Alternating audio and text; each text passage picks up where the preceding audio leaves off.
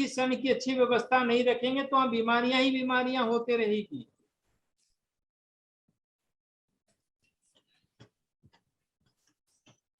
The heat and light of the sun, the heat and light of the sun along with wind and rain gives strength, courage and enthusiasm to the living being on earth.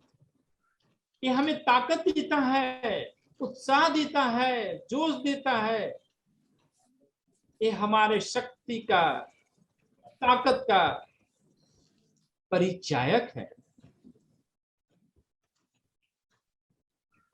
बहुत सारे ऐसे colony आपने देखा होगा जहां पे सन की position अच्छी नहीं है, वहां पे रहने वाले, निवास करने वाले जो रहते हैं, उनकी स्थिति शारीरिक रूप से वहां स्वास्थ्य अच्छी नहीं होती है,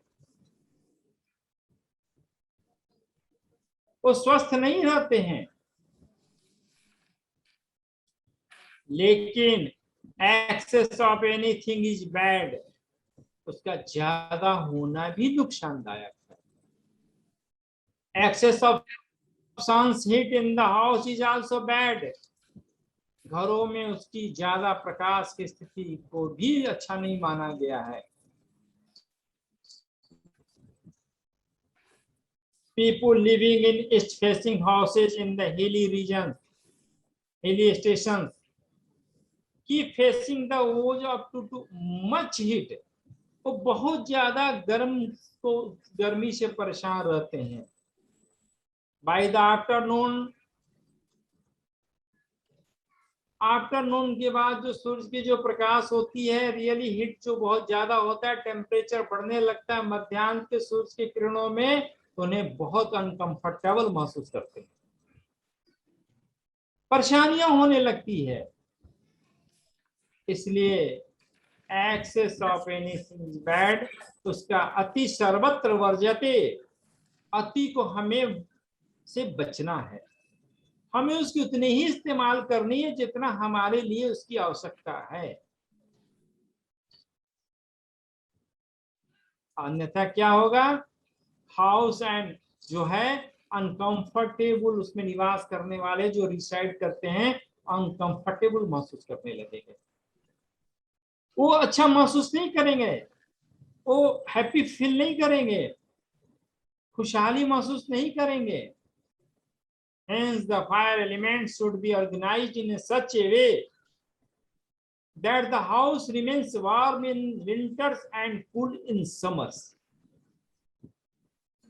इस तरह उन्हें व्यवस्था करके चलनी है, इस तरह व्यवस्था रखना है, उस फायर एलिमेंट्स को इस तरह अपने घरों में व्यवस्थित रखनी है कि गर्मियों में ठंडक और सर्दियों में गर्मी का महसूस हो, तभी हम अच्छा महसूस करेंगे। और इस तरह ये 5 जो तत्व है, इसके तीसरा तत्व की चर्चा मैंने करी, और आपको मैंने अभी थोड़ी देर पहले बताया था कि हीट एलिमेंट हमारे बॉडी में कहाँ पे होता है, कहाँ पे होते हैं, किस स्थान पे होते हैं, तो बताएंगे मुझे। हीट एलिमेंट सर शोल्डर्स में होते हैं, और एयर एलिमेंट कहाँ होते हैं, नाभि में, और आकाश जो ईथर है, स्पेस जो एलिमेंट है, वो कहाँ होता है, ब्रेन से हमारी क्या होती है। अगर ईथर एलिमेंट, जहाँ पे लैक ऑफ ईथर एलिमेंट है तो क्या प्रॉब्लम होगी,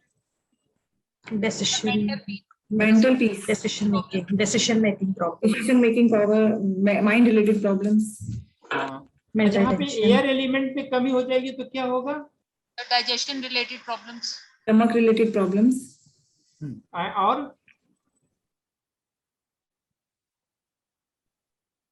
life becomes difficult. gas का problem, sir breathing, sir suffocation का problem होता है, suffocation, sir, breathing and digestion related problems. A lack of fire element. What is the result of lack of fire element? Sir, energy, lack of energy. एंथुसिज्म, अपनी साहस, ताकत सबकी कमी हो जाती है।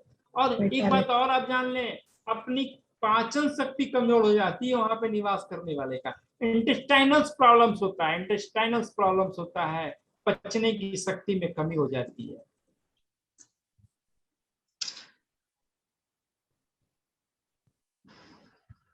Digestive system is affected, badly affected हो जाता है उनका। क्या होता है? फायर एलिमेंट की lack of fire element creates क्या करता है? डाइजेस्टिव प्रॉब्लम को देता है, हमारे पाचन शक्ति की कमजोर बना देता है। अब वाटर, वाटर के बारे में क्या कहेंगे? जल ही जीवन है, जीवन है। हर जगह लिखा हुआ मिलता है ना स्लोगन कि जल ही जीवन है। 71% area of the earth covered from water.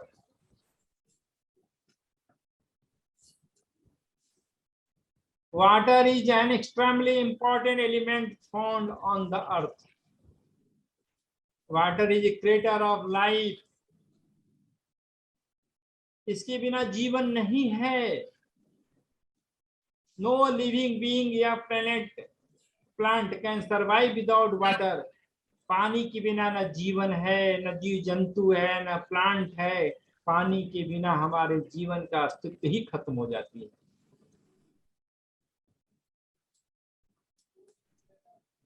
Water covered 2/3 of the entire space of the earth. Ponds, rivers, lakes, seas, and oceans are all different forms of water spread over the earth. All these are spread over 71% of the surface of the earth. Our earth is the only planet in the solar system which has water. Solar system का जो है एक ऐसा जगह है हमारा पृथ्वी जहाँ पे ही पानी है, इसलिए यहाँ पे जीवन है, इसलिए यहाँ पैदावार होता है, इसलिए प्रोडक्टिविटी की सिस्टम है, इसलिए हमारा जीवन है।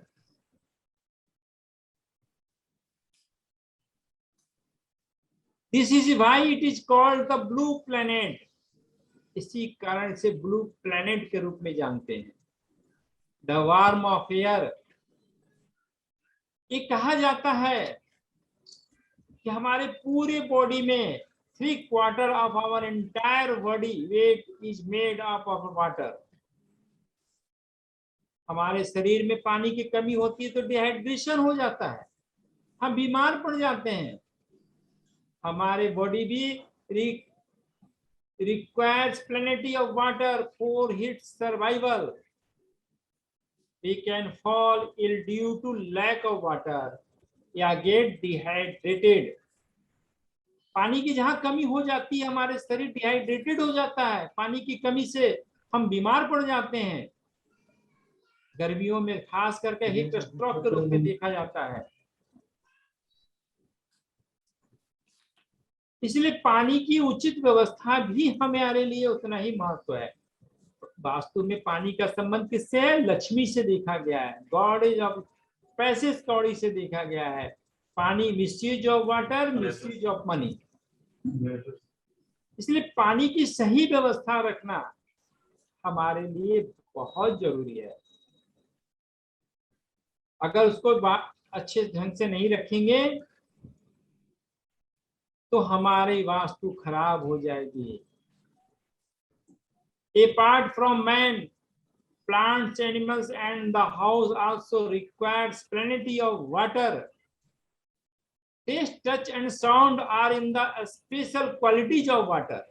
इनका जो special quality है, taste, touch, and sound, इनकी आवाज इनमें उत्पन्न होता है। तो वाटर की व्यवस्था भी हमें अपने घरों में सही जगह पे रखनी है। वास्तु में जहाँ पे बताई जाएगी वहां पे रखनी है। अगर उसकी जो जगह है वाटर का कौन सी जगह है? स्क्रीन में आप देखें, वाटर का कौन सी जगह है? एक north east, North east. A north to east, a north to east. Air का कौन सा हुआ? ए नॉर्थ वेस्ट एरिया, और अग्नि का Southeast. South east. इस तरह अर्थ एलिमेंट,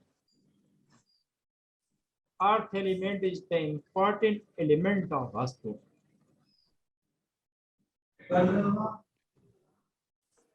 जिस वास्तु की अर्थ एलिमेंट कम होती है, कम होती है, वहां पे स्टेबिलिटी की कमी हो जाती है, कॉन्फिडेंस की कमी हो जाती है। आवाज आवाज म्यूट कर लें प्लीज, आवाज साउंड को म्यूट कर लें। जहां पे अर्थ एलिमेंट की कमी होती है, वहां की वास्तु अनस्टेबल हो जाता है, स्टेबिलिटी की कमी हो जाती है, कॉन्फिडेंस की कमी हो जाती है, decision taking capacity is not very well as wants, longevity की कमी हो जाती है। Earth is a planet, air, water and minerals are found on the earth. The upper layer of the earth is known as mud or soil. A stone, sand, iron, and lime all are part of the soil. The magnetic situation situated toward the north and the south within the earth. Magnetic field की जो निर्माण होती है north east to south west की तरफ, वो अर्थ पे ही होता है, वो पृथ्वी पे ही होता है, वो अर्थ एलिमेंट में ही होता है। और ग्रेविटेशनल फोर्सेज ऑफ द जो अर्थ है, वो जो गुरुत्वाकर्षण की शक्ति है, वो पृथ्वी पे ही है। नहीं तो हम सब तैरते नजर आते, हमारी स्टेबिलिटी नहीं होती। जिस स्थान की मिट्टी जितनी सॉलिड होती है, तो मिट्टी जिसको कहते हैं, उस स्थान की बिल्डिंग भी उतनी स्टेबल होती है, उसकी स्टेबिलिटी उतनी अच्छी होती है, वहां पे निवास करने वाले का कॉन्फिडेंस, आत्मविश्वास बहुत अच्छा होता है।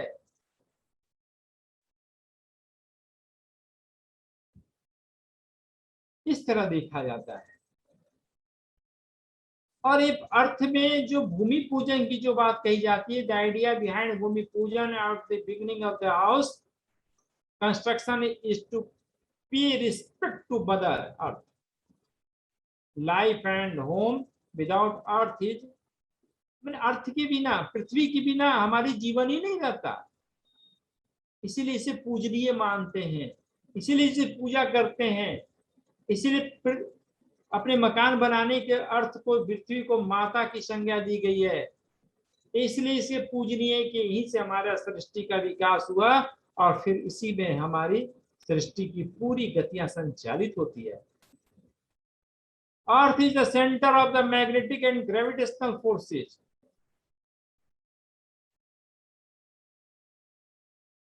अर्थ ही जो है, पृथ्वी जो ही है, जो मैग्नेटिक एंड ग्रेविटेशनल फोर्सेस का मेन सोर्सेज है। जिस स्थान पे मैग्नेटिक फील्ड की कमियां रहेगी, जिस स्थान की जितनी कमजोरी रहेगी, मैग्नेटिक फील्ड कमजोर बनेगा, उस स्थान की वास्तु बहुत अच्छी नहीं हो सकती है। आप अपने वास्तु को बहुत अच्छा कर लें, उसके ओरिएंटेशन बहुत अच्छा बनाएं, वास्तु को एज पर वास्तु के नियमों के हिसाब से बनाएं, लेकिन जहां पे लैक ऑफ मैग्नेटिक फील्ड होगा, जहां पे अच्छी मैग्नेटिक फील्ड की निर्माण नहीं होती है, वहां की वास्तु बहुत अच्छी नहीं हो सकती।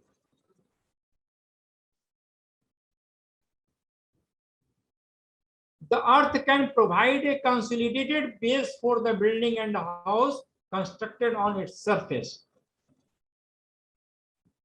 हमारे बिल्डिंग के स्थायित्व के लिए, बिल्डिंग की लंबे समय तक स्थिति बनी रहने के लिए अच्छे अर्थ की, अच्छी मिट्टी की सॉलिड सरफेस का होना आवश्यक है। The shape of soil and level of the earth differ from place to place. जो मिट्टी की जो स्थितियां हैं जगह टू जगह सब डिफर करता है, उसमें अलग अलग स्थितियां बनती है। कहीं की मिट्टी बहुत प्रोडक्टिविटी है, कहीं की मिट्टी कमजोर है, कहीं की मिट्टी में सॉलिडनेस की कमी है, कहीं पे स्टेबिलिटी की कमी होती है। The shape, level, appearances, color and smell on the earth affects the house in different ways. और डिफरेंट तरीके से वो अपने प्रभाव से प्रभावित करते हैं मकान में रहने वाले को। जहाँ की पानी अच्छी नहीं होती है, मिट्टी अच्छी नहीं होगी, पानी नहीं होगा, तो वहां पे उनका स्वास्थ्य भी अच्छा नहीं होगा। उनकी स्मेल अच्छी नहीं होगी तो वहां पे निवास करने वाला का स्वास्थ्य हेल्थ नहीं हो सकती है। विभिन्न तरीके से वो हमारे स्वास्थ्य को प्रभावित करती है, विभिन्न तरीके से डिफरेंट वेज से वो हमें प्रभावित करते रहता है। So it becomes important to consider this aspects. इस एस्पेक्ट्स पे हमें बहुत ध्यान देने की जरूरत है। जिस समय हम मकान बनाते हो, मकान बिल्डिंग बनाने के लिए फाइनलाइज मिट्टी का जगह की करते हैं, उसमें इसमें हमें बहुत ध्यान देना है। To this aspects of the land before finalizing the plot. Other important qualities of the earth are touch, sound, taste, smell and appearances. जो सबसे बड़ी क्वालिटी है पृथ्वी की, मिट्टी की, क्या है? टच। आप इसे टच करके समझ सकते हैं। साउंड इसमें होता है, गिरने पे आवाज होती है ना। इसमें टेस्ट भी होता है, इसका टेस्ट का कलर जीप पे डाल के टेस्ट करी जा सकती है। स्मेल, इसमें सुगंध भी होता है। ये सब दिखाई पड़ता है। इस तरह जो 5 तत्व है पृथ्वी पे, पंच महाभूतात्मक तत्व जिसे हम कहते हैं, इसके अच्छे समायोजित करके मकान भवन बना के रहने की प्रक्रिया को ही वास्तु में अगर ढंग से रखी जाए तो वहां पे क्या होता है? एक अदृश्य एनर्जी की उत्पत्ति होती है। ऐसी ऊर्जाओं की उत्पत्ति होती है जिसे देख नहीं सकते, जिसके दीर्घकाल में अनुभूति होती है, जिसे जिससे भी क्या कहते हैं? प्राकृतिक ओज या ऑरा कहते हैं।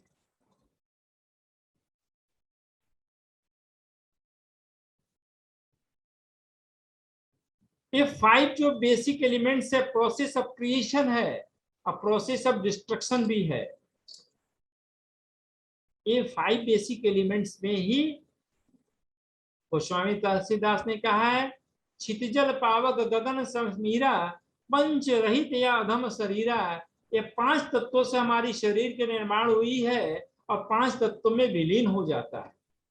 ये कैसे बनता है?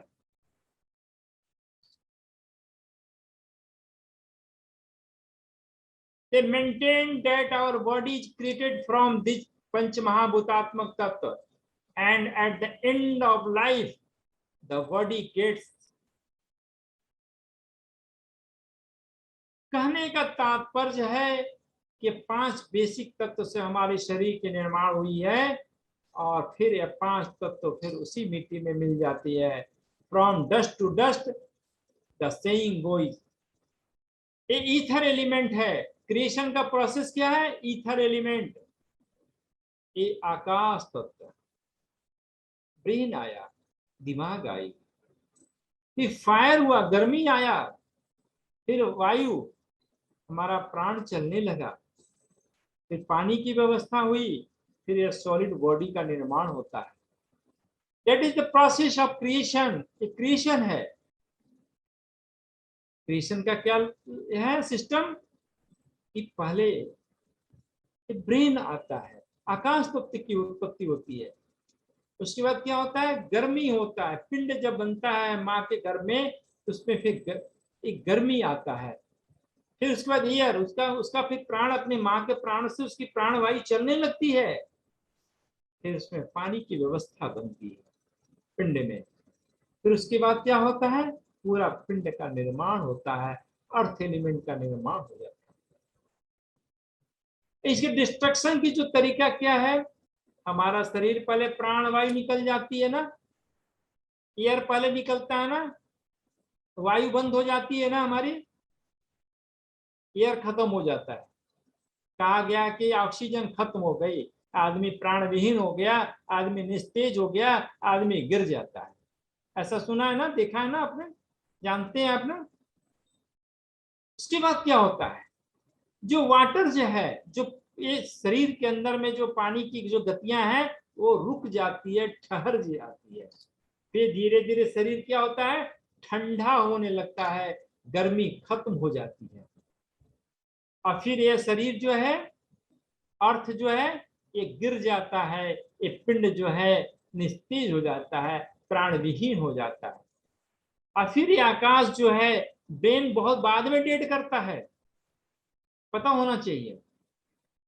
हमारे शरीर का ब्रेन एक ऐसा यूनिट है, तो बहुत उसमें 2-3 घंटे के बाद वो डेड करता है, उसका सेल डेड मरता है, उसके बाद ब्रेन डेड कर जाता है।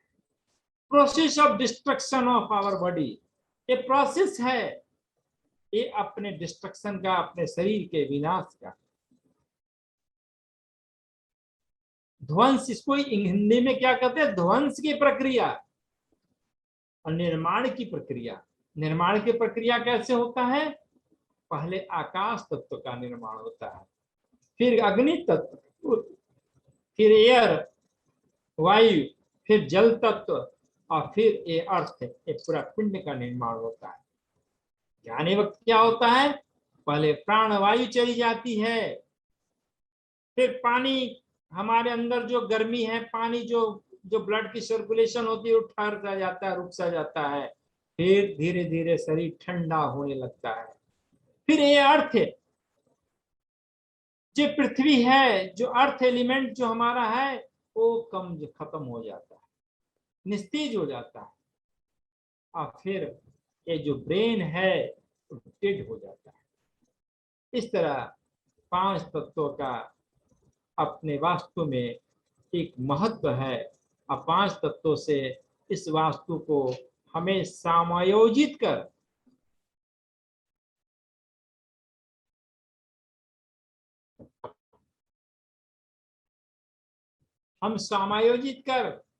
प्रॉपर बैलेंस बना करके इन 5 तत्वों को अपने घर को बनाएंगे, तो अपने घर सुख शांति, prosperity, peace, mental peace, economic growth and financial status को अच्छा बनाएगा।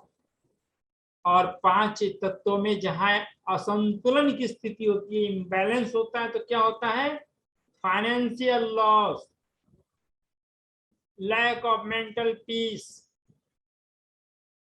Spiritual capacity, loss of spiritual capacity, इस सभी चीजों का धीरे धीरे नुकसान होने लगता है, धीरे धीरे इन सभी चीजों में कमियां होने लगती है। तो हमें इन 5 तत्वों को अपने भवन में, क्योंकि 5 तत्व में हमारे शरीर पे भी अधिकार रखते हैं, और 5 तत्व हमारे इस अंगुलियों में भी इसकी अधिकार है, जिसको अभी हमने जाना है। हम में क्या है, कौन सा तत्व है, हम बताएं कोई जल्दी से। आकाश तत्व है। और वाटर एलिमेंट कहाँ पे है, वाटर एलिमेंट किस फिंगर में है, रिंग फिंगर में। और फायर कहाँ है, मिडिल फिंगर, मिडिल फिंगर में।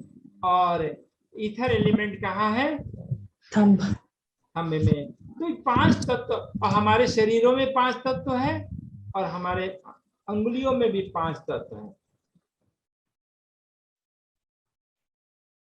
इसलिए कहा जाता है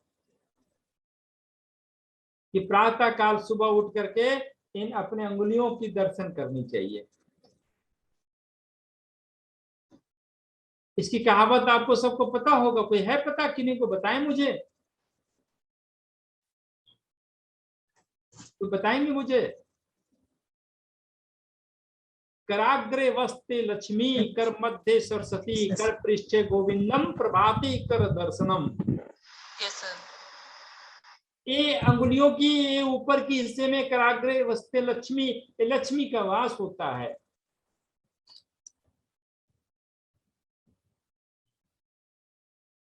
और इस मध्य स्थान में सरस्वती की वास है। अकर पृष्ठे काली या गोविंद भगवान का वास है। अब सुबह सुबह प्रातः काल अपने इसी अंगुलियों में, इसी हथेलियों में हम सभी देवी देवताओं के दर्शन कर सकते हैं। जब क्रोमेंसी साइंस में आप स्टडी करेंगे तो इसी में गंगा है, इसी में जमुना है, इसी में सरस्वती है, एवरी चीज यहीं पे आपको सब दिखाई पड़ जाएगा।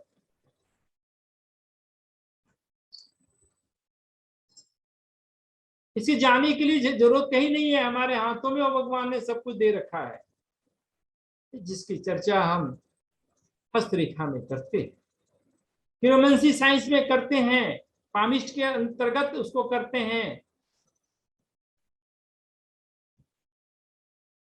इसलिए अपने शरीर के अंदर में भगवान ने इतनी बड़ी शक्तियां दी है। पंच महाभूतात्मक तत्वों पर समान रूप समानुपातिक सम्मिश्रण कर मकान बनाने से क्या होता है, बायो इलेक्ट्रिक एनर्जी की उत्पत्ति होती है। और बायो इलेक्ट्रिक एनर्जी की उत्पत्ति होने से क्या होता है, व्यक्ति सुख शांति समृद्धि पूर्वक अपने जीवन का निर्वहन करता है।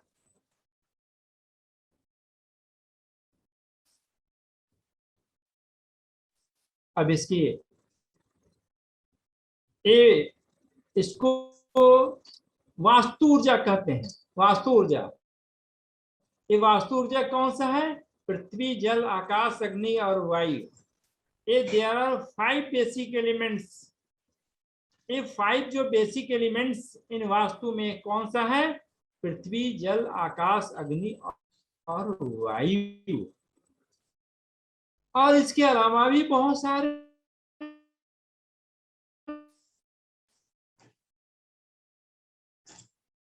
ऊर्जाएं हैं, बहुत सारी एनर्जी है।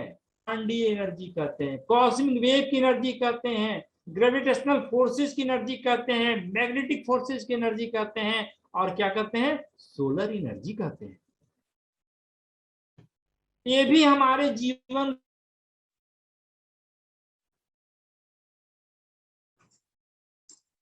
को प्रभावित करता है। हम दिस एनर्जी, ये हमारे पूरे एनर्जी को, पूरे शक्ति को, पूरे भवन के अंदर की ऊर्जाओं को व्यवस्थित करने में इसकी भी महत्वपूर्ण भूमिका है। इसकी अगर स्थिति को अच्छी नहीं रखी जाए तब भी हम अपने घरों में सुख शांति से नहीं रह सकते हैं, अपने घर की वास्तु को अच्छा नहीं रख सकते हैं। आप लोग ने पढ़ा होगा, जानते होंगे, कछुआ लगा दीजिए, मेढक लगा दीजिए, विंड चाइम लगा दीजिए, घर को ठीक कर सकते हैं, लेकिन वाकई में ऐसा हुआ नहीं, होता नहीं। क्यों नहीं होता है, क्योंकि उसका बेस हमें पता नहीं है, उसी सिस्टम पता नहीं है, कहाँ लगनी चाहिए कहाँ नहीं लगनी चाहिए मुझे पता ही नहीं है। उसकी जरूरत है भी कि नहीं ये हमें पता नहीं है। ग्रेविटेशनल फोर्सेस, द अर्थ, पृथ्वी एक ऐसा जगह है, सॉलिड लैंड की वजह से ही यहाँ पे ग्रेविटेशनल फोर्सेस लागू होती है। द अर्थ की जो शक्तियां है, पृथ्वी की जो शक्तियां हैं, एट्रैक्शन करता है अपनी ओर, अंदर को खींचता है, which is known as the force of gravity। अगर किसी चीज को, भारी चीज को जितना ऊपर से गिराएंगे उतना वो तेजी से नीचे की ओर जाएगा। If the object is heavy, the earth can pull it towards herself with a faster speed। मतलब जितने तेजी से, जितने बड़े चीजों को गिराएं, भारी को गिराएंगे, उतनी तेजी से अपनी ओर खींचता है। पृथ्वी की सबसे बड़ी लॉ है ये, चूंकि पृथ्वी पे ही ग्रेविटेशनल फोर्सेज है। If an object is of light weight, then the earth can pull it towards herself at a slower speed। Keeping the principle in mind, it can be determined as to which land is suitable for which type of construction. It depends करता है हमारे construction किस हिसाब से करनी चाहिए, कहाँ पे कितनी भारी निर्माण कर सकते हैं, कितनी तल्लाई की मंजिलें बना सकते हैं, क्या सॉलिड लैंड पे डिपेंड्स करता है। एक ग्रेविटी पे निर्भर करता है उस स्थान की, जिसकी टेस्टिंग कहाँ कराई जाती है, सॉइल टेस्टिंग सॉइल लैब में कराई जाती है। मिट्टी की जांच कराई जाती है, परीक्षण कराई जाती है। विच लैंड विल लूज सॉइल या सैंड, या सॉलिड है, इसकी ग्रेविटी क्या है, इसकी फोर्सेस क्या है। Hence, house constructed on solid ground will be more permanent and stable than the house constructed on loose ground या on sandy या hilly ground. बलुआही मिट्टी में या कोई ऐसी मिट्टी है जहां पे इसकी बहुत लूज ग्रेविटी बन रही है, वहां पे बहुत ऊंचे तल्ले का निर्माण नहीं करी जा सकती है। ये ड्यू टू डिपेंड्स करता है ग्रेविटेशनल ग्रेविटी के ऊपर में, मिट्टी के आधार पे, जिसकी जांच सॉइल साइंस डिपार्टमेंट के अंतर्गत में होता है। मैग्नेटिक फोर्सेज,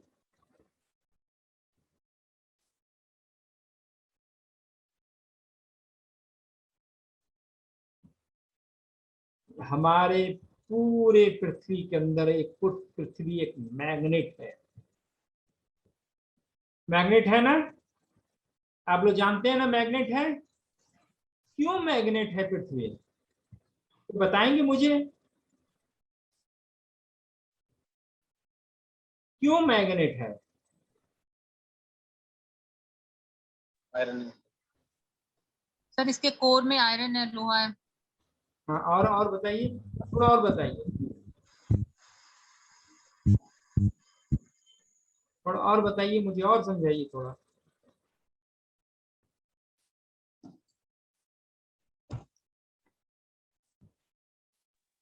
सर अग्नि भी इसमें है और पानी तत्व भी अंदर है इसमें।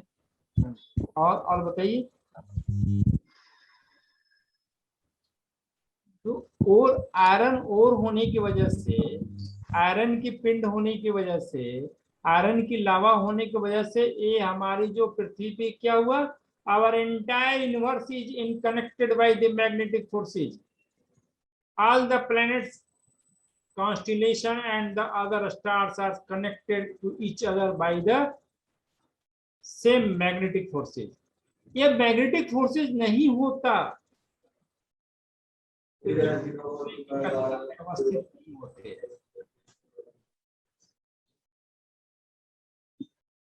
The forces maintain a certain balance and distance between these heavenly bodies and they keep on moving continuously. ये मैग्नेटिक फोर्सेज होने के कारण ही एक दूसरे से सब अब एक दूसरे की दूरी पे स्थित है, एक डिस्टेंस पे बना के बने हुए हैं। The magnet has two poles, North Pole and South Pole. The entire universe remains in constant motion because of the magnetic attraction and repulsion of the heavenly bodies. अपने जो पृथ्वी पे जो मैग्नेटिक फील्ड की निर्माण होती है, क्या होता है, north east to south west की ओर होता है। कहाँ होता है, north east to south west. Our body is affected by these magnetic waves. हमारा बॉडी भी उस मैग्नेटिक वेव से प्रभावित होते रहता है। Our head is the north pole, while our feet are in the south pole. The basic principle of magnetism is the north pole attracts the south pole and repels the north pole of another body.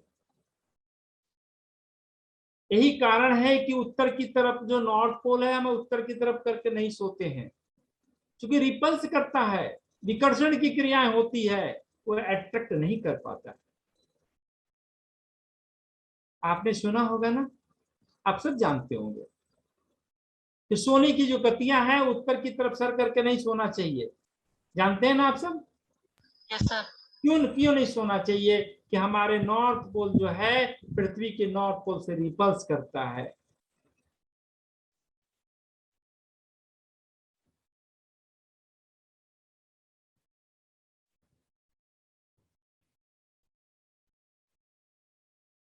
हमारी जो body की उत्तर की पोल है और वो south pole से attract करेगा, जिसके वजह से क्या होगा, हमें अच्छी नींद नहीं आएगी। क्या होगा? हमें अच्छी नींद नहीं आएगी, हमारा स्वास्थ्य खराब होगा।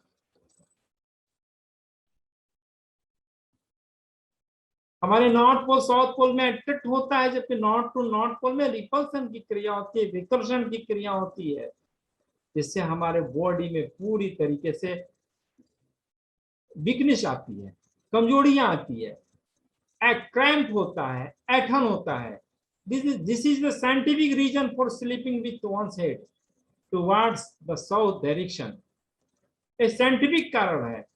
इसीलिए वास्तु में कहा गया है, वास्तु की एक आध्यात्मिक तो तथ्य है ही है, एक साइंटिफिक तथ्य भी इसमें छिपा हुआ है, एक वैज्ञानिक तथ्य भी है।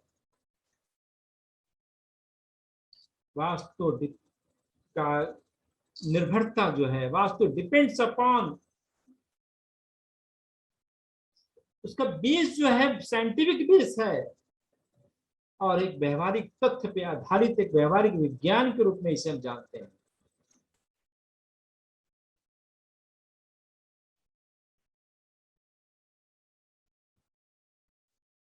यही कारण है कि अपने सर को, हम किसी मंदिर में जाते हैं तो मंदिर में सर क्यों झुकाते हैं?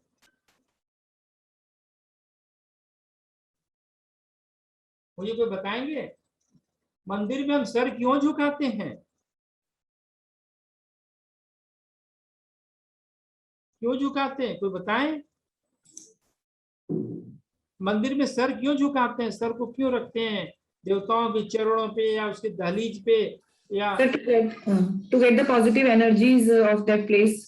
हमारे माइंड से पॉजिटिव एनर्जीज हमारी बॉडी में ट्रांसफर होती हैं। हाँ, तो सर पे जो मंदिर में पॉजिटिविटी है वो हम लेते हैं, लाइक उनकी पॉजिटिव एनर्जी मेरे नॉर्थ पोल उनकी साउथ पोल की तरफ क्या हो जाता है ना, टच करता है उनके ना। चरणों में हम सर झुकाते हैं। Yes sir, yes sir. हाँ, नॉर्थ पोल साउथ पोल की तरफ जाने से क्या होगा, अट्रैक्शन होता है। तो हमारे बॉडी में क्या है, हमारी बॉडी में जितनी तरीके का जो हमारे बॉडी की जितनी तरह का रेक्टिफिकेशन करता है, बॉडी को प्योर बनाता है, बॉडी को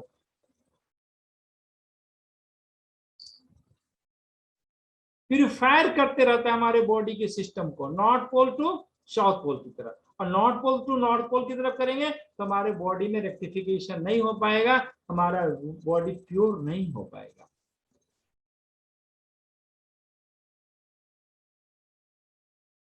In this manner, the earth is magnetic wave flow freely through our body and we sleep well.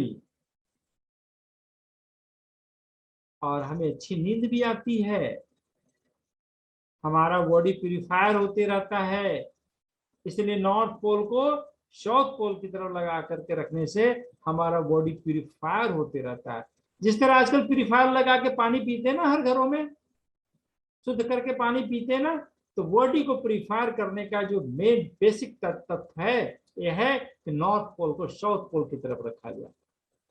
और यही कारण है जो पृथ्वी से मिलने वाली मैग्नेटिक फील्ड है, जो एनर्जियां हैं, उसका ज्यादा से ज्यादा लाभ ले सके, इसलिए face towards north and east की तरफ रखनी चाहिए। क्या करनी चाहिए? नॉर्थ या east, north east to south east की तरफ जो मैग्नेटिक फील्ड की जो निर्माण हो रही है, मैं आगे बताऊंगा, आपको दिखाऊंगा पिक्चर में। तो उसकी वजह से north east to south east की तरफ मैग्नेटिक फील्ड की जो निर्माण हुई, तो उसका ज्यादा से ज्यादा हम उसका सेवन कर सकें, ले सकें, इंटेक्ट कर सकें, इसलिए अपना फेस क्या होना चाहिए?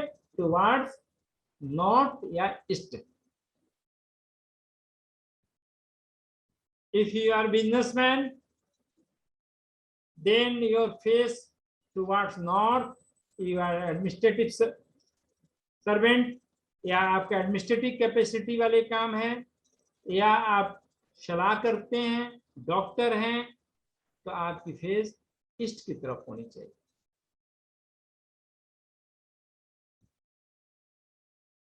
सोलर एनर्जी,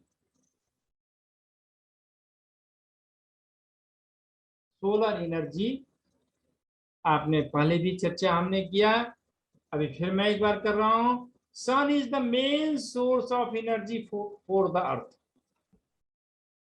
ये जो पृथ्वी पे जो इसकी जो मेन सोर्स है, ये कौन सा है? सोर्स तो ही है, the sun gives up heat, light and energy.